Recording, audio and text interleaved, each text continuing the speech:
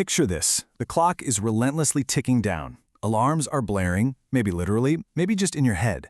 Everyone is staring right at you for answers. The stakes are absolutely sky high.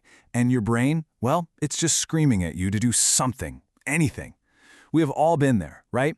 It's the classic anatomy of a high-stress crisis. But what if there was a way to actually short-circuit all that panic? Welcome to this explainer. Today, we're unpacking a highly effective, incredibly reliable framework from our source material that's designed to help you completely master decision-making in a crisis. We're going to learn exactly how to find the rhythm of pressure. So, let me ask you this. Does urgency always have to erode clarity? Well, our primal instincts definitely tell us yes. When the pressure spikes, our focus just naturally scatters. But the text we're examining today, it pushes back hard on that assumption. It argues that chaos is actually a choice, and that making decisions under pressure really follows a disciplined rhythm. If you can understand and, more importantly, master that rhythm, well, urgency stops being this huge liability and actually transforms into a structured asset. Okay, let's dive right into this. Section 1. The rhythm of pressure. Moving right along to Section 2, the power of the pause. Now, I want you to imagine the chaotic onset of that high-pressure event we just talked about, where every reactive impulse you have desperately wants to take over the driver's seat. Your adrenaline is absolutely spiking. Every single fiber of your being is screaming at you to react instantly, to lash out, or to just fix the problem right this very second. Those are your reactive impulses actively trying to hijack your brain. To fight that, this framework demands something that feels incredibly difficult in the heat of the moment. It demands you fight that overwhelming impulse and just pause. This single simple act is so powerfully countercultural in a crisis. Why? Because it acts as a mental circuit breaker. It instantly interrupts those chaotic reactive impulses and drastically sharpens your judgment. You're basically stepping out of the whirlwind just long enough to actually see the storm. So the text provides this precise 5-step map for navigating that storm. Step 1 is exactly what we just covered: pause. Once you've done that, you immediately move to Step 2, which is identify priority. Then comes Step 3, use available facts. Step 4 is make the smallest decision. And finally, we hit Step 5, review outcomes. And this brilliantly illustrates our map for navigating any storm. We're going to walk through exactly how these next pieces perfectly interlock to keep you moving forward safely. All right, on to Section 3. Focus on immediate priorities.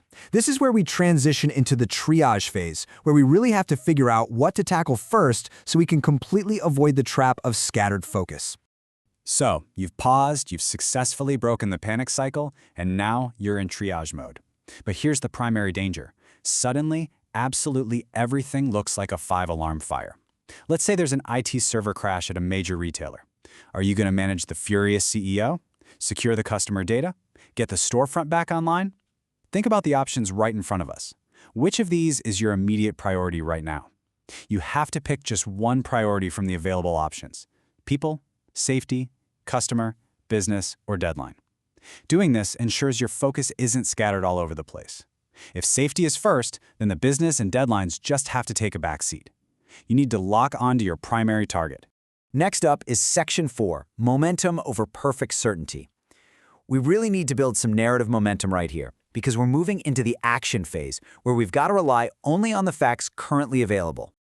All right, so once your priority is firmly locked in, the action phase begins. And we absolutely need to build our momentum here because, let's face it, the clock is inevitably ticking. In a real, true crisis, you just don't have the luxury of time to conduct some month-long research project. The source makes this really profound argument. You must use the facts available to you without waiting for flawless certainty. I mean, look at this comparison. In urgent contexts, momentum matters so much more than perfect information. If you're sitting around waiting until you have perfect 100% risk-free data, well, the situation will have completely bypassed you. Let's look at how this builds over time. At minute 1, bam, the crisis hits. You take your pause and you identify your priority. By minute 5, you do exactly what the text advises. You make the absolute smallest decision that moves the situation forward. You aren't trying to solve the entire crisis in one giant fell swoop, you're just taking the very next immediate step. And notice what happens by minute 15? The overall risk is actually reduced. And by minute 30, you've got sustained progress. It's like magic. One tiny micro-action breaks that terrifying paralysis, lowers the stakes, and gets the gears finally turning toward a real solution. And finally, Section 5, the aftermath and resilience. Let's just slow things down for a second, because the immediate pressure has finally subsided. The fire is out. You can finally take a deep breath. But wait, our map actually requires one final, absolutely crucial step: review. The disciplined rhythm doesn't just stop because the adrenaline has faded from your system. The source strongly insists that pressure decisions shouldn't just be survived, they should actually generate learning and strengthen your overall resilience for the very next challenge. Think of it this way. Every crisis you face is basically an incredible masterclass, but it only benefits you if you take the time to review those outcomes. And this brings the whole shebang together perfectly. Just listen to this incredible quote from the text.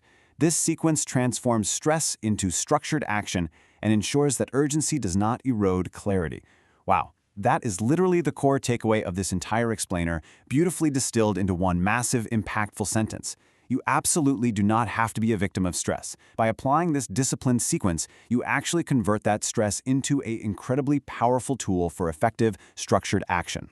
So, I want to leave you with this final, provocative thought.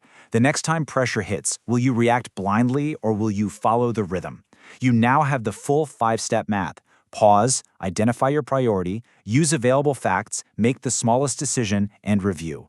The tools to keep your clarity completely intact are right in front of you. Thank you so much for joining me on this explainer. Start practicing the power of the pause today, and I promise you, you'll be more than ready for whatever tomorrow brings.